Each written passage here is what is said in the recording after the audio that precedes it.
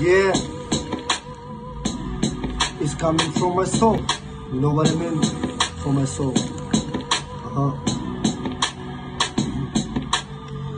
Am plecat de acasă să-mi construiesc un viitor. Aproape că mai am un pic și mor de dor de frații mei, familia mea cu cei pe care am crescut.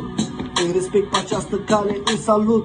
Nu pot să uit, chiar dacă mi-este foarte greu, ceea ce se întâmplă în sufletul meu. Că acolo sus mă va vegea tot mereu, care îmi dă putere, mami și tăicuțul meu. Se roagă-te bine pentru sufletul meu, la fel de mult mă iubește chiar și Dumnezeu. Mă iubește Dumnezeu pe bune. Hai. Mă simt atât de singur printre străini, mă simt atât de singur și nu-mi revin. Că tot ce fac, fac doar pentru mine, că tot ce fac, fac ca să-mi fie bine.